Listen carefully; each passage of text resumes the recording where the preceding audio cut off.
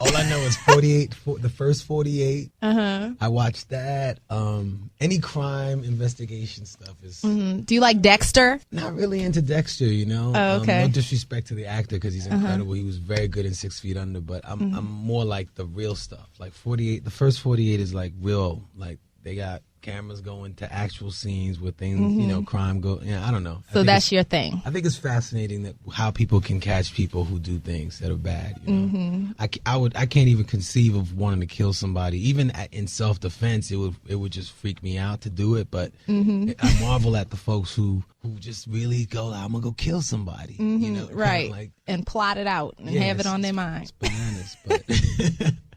Sitting here chatting about committing crimes and stuff with Maxwell, the award-winning singer, songwriter. And before you were singing and songwriting, what was your first job? My first job when I was, I think I was 15, I worked at Pizza Hut. Pizza Hut, yeah. And I was the man on the block because I'd come back, it would be summertime, and I'd give everybody pies and all kinds of stuff. Of course, I got fired from it because someone figured out, like, where are all these pies going? Right. Something wasn't adding up.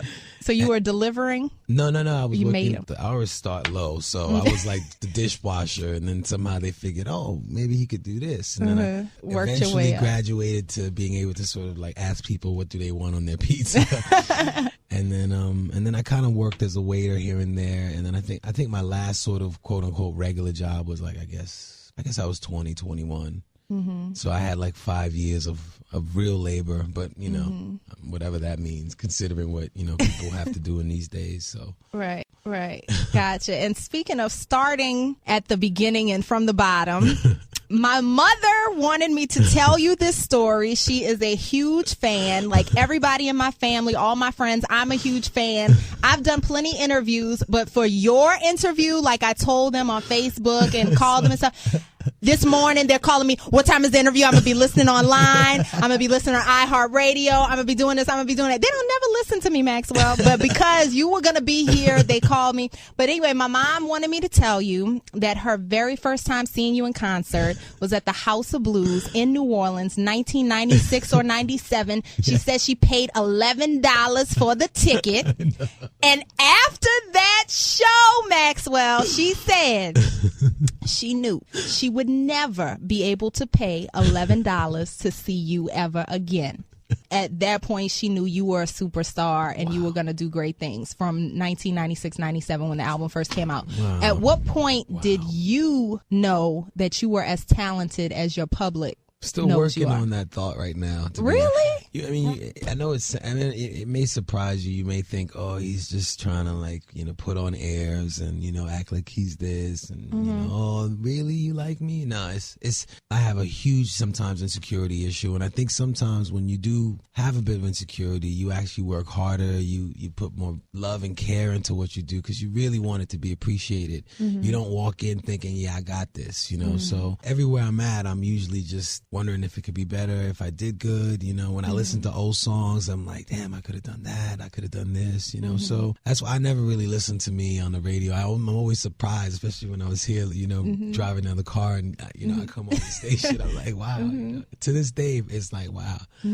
I still can't believe that a kid from Brooklyn could go so far, and I'm just grateful to God and to all of you all, for real. Well, we are grateful to you. Every concert I ever heard was wonderful. There was nothing you needed to do better. It was wonderful, great, love the songs, love your work. Vodka, no? Not at all. Not that at martini, all. no? No. Because the martinis be good at them concerts. I don't need that for you. I want to be sober, full mind, body, spirit, so I can just take it all in. Seriously. I really do. Seriously. Thank you for saying that. We appreciate you. And you have something special coming up on Sunday, right? Yes.